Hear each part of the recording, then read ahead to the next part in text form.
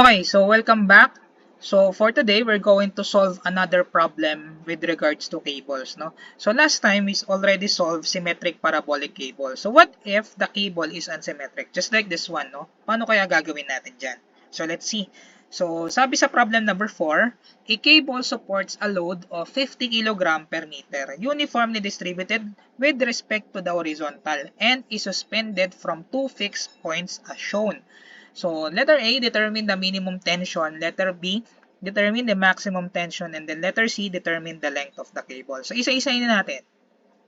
So, when we say minimum tension, that is the tension in the lowest point of the parabola. So, o lowest point of the cable in general, no? So, ang lowest point is dito. So, dyan mangyayari yung minimum tension o yung tinatawag nating H nung nakaraan.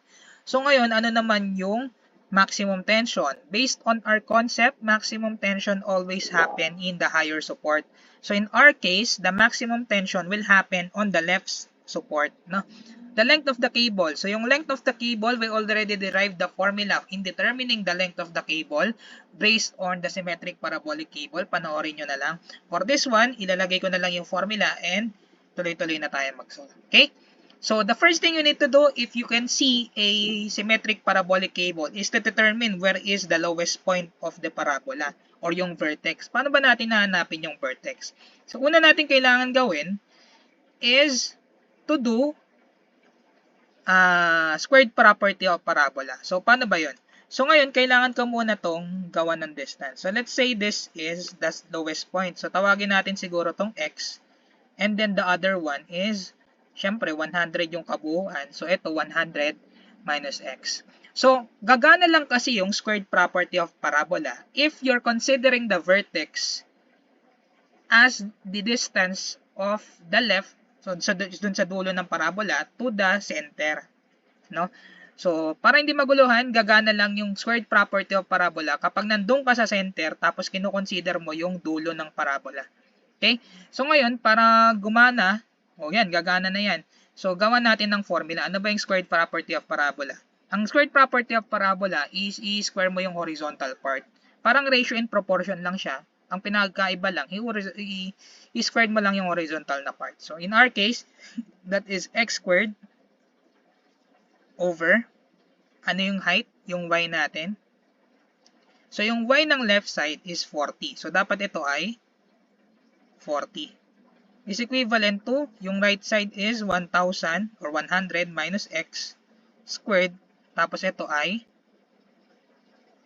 20. Paano ko nalaman na 20? Kasi yung distance ng right support from the lowest point is 20. Ito, 40. Kasi dalawang 20, no?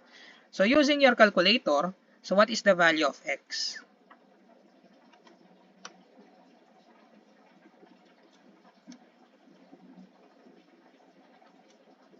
(100 minus x squared) 20.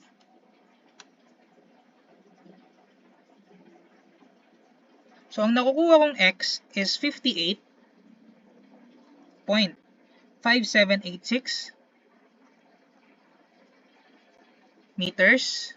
O, ano naman yung 100 minus x? So, 100 minus x is 41.4214.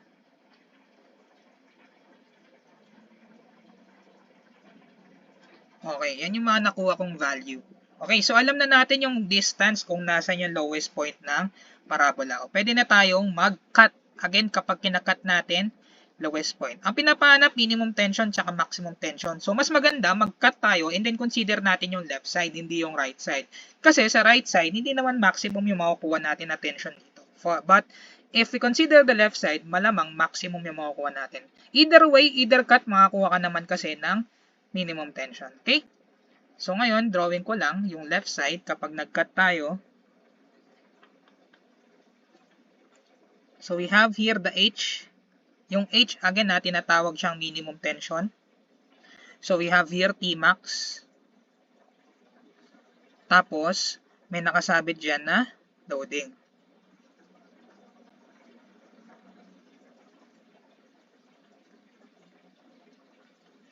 Tapos, this distance is, ano daw?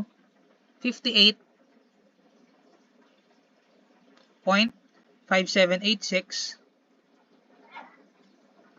Tapos ito, this is 40 meters. Okay? So ngayon, anong next step dito?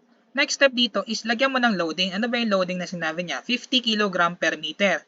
So kung 50 kg yan, kailangan natin convert yan into kilonewton. So 50 kg per meter, convert natin. So multiply natin ng 9.81 meter per second squared. So magiging newton yan. And then 1 kilonewton is equivalent to 1,000 newton. Okay? So let's see, ano bang value niya? So 50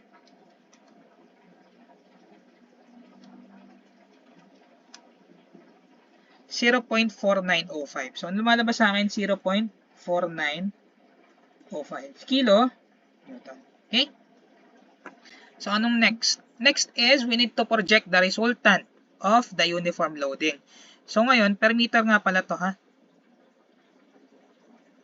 Per meter.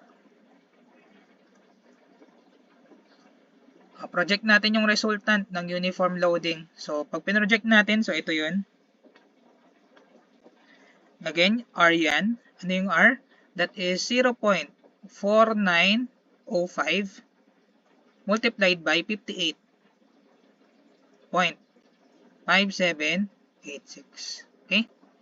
So, ngayon, ilan yan?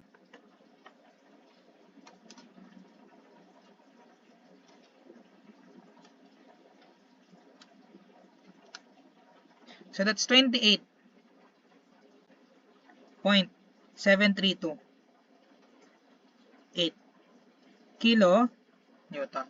Okay? So, again, to determine the value of the minimum tension or yung H, tawagin na nga natin Tmin.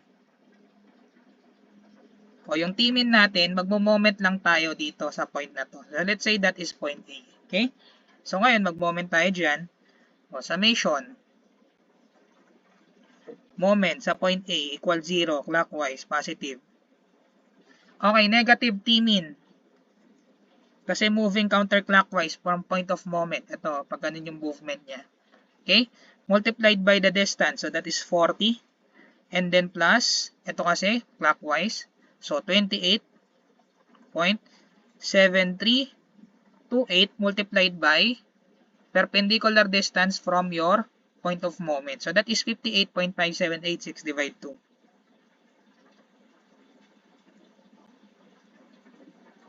Okay? And then, equal mo yan sa 0. So, ano kayang value ng ating Tmin?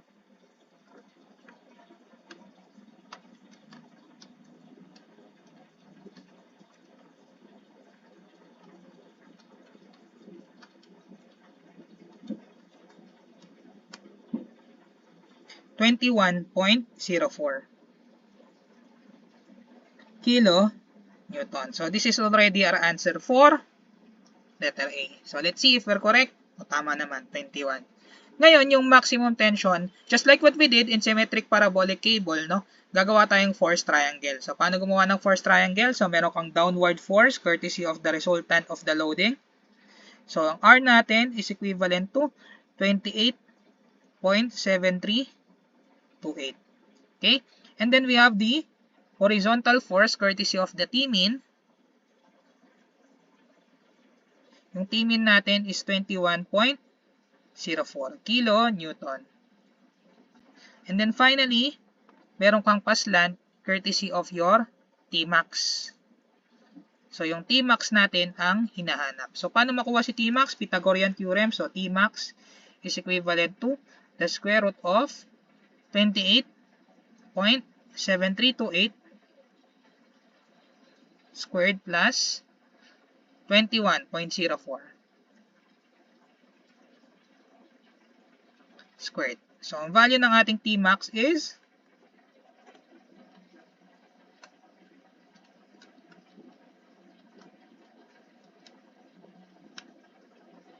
35.613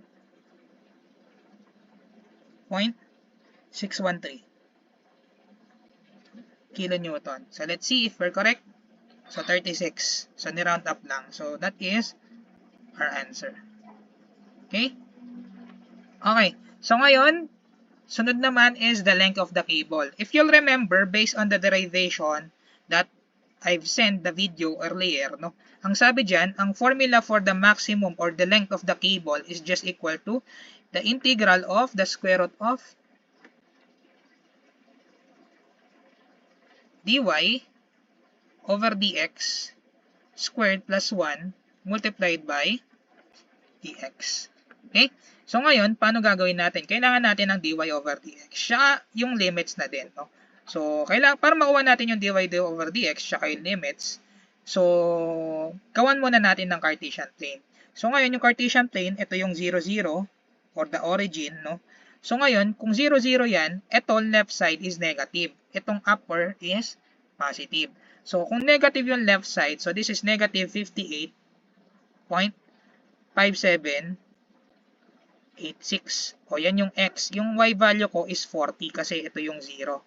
So, again, ito yung x, ito yung y. Sa kabila, ito naman ay 41.4214. That's positive kasi ito yung 0, 0 mo. Lahat ng papunta sa right, positive. 4210 yan, ha. Ulitin ko lang, 41.4214 and then 20. Okay? So, ito yun. Ibababa ko lang, ha. 41.4214 tsaka 20. Ito yun, yung point na to. Okay? So, since we already got the point in the parabola with regards to the two supports, so pwede na natin makuha yung dy over dx. So, paano natin makuha yun? Galing sa equation ng parabola, x squared 4ay. So, magiging 2x dx is equals to 4a dy. By the way, yung a dyan is a constant. So, kaya hindi yan diniderivative. No? So, kailangan natin dy over dx. So, magiging dy over dx is equals to 4a over 2x. So, ngayon, paano natin makukuha? Baliktad. dy over dx is equals to 2x over 4a. Kasi ito, lilipat natin sa kabila. Ito dito. Paano natin makukuha si a? We can use either of the two coordinates. No? So, gamitin na lang natin to. So, magiging negative 58. Ano ulit yan? 5786.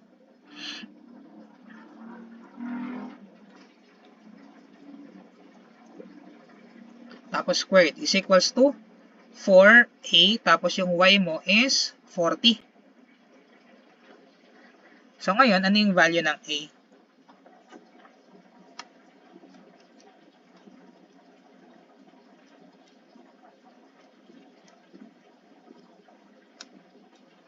So, ang nakukuha ko is 21.4466.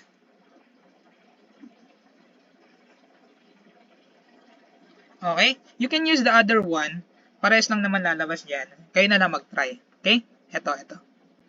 So, ngayon, anong gagawin natin? I-plug in na natin yan doon. And then, lagyan natin ng limits. Ano yung limits natin? Negative 5.5786 sa lower limit. Sa upper limit, 41.4214. So, plug in natin. So, S is equivalent to integral of the square root of 2x over 4 times 21.4466. Don't forget the squared plus 1 multiplied by dx. And then, lower limit, negative 58.5786.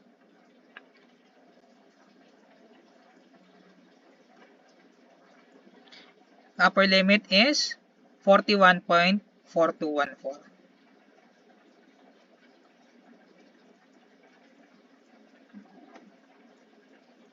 S is equivalent to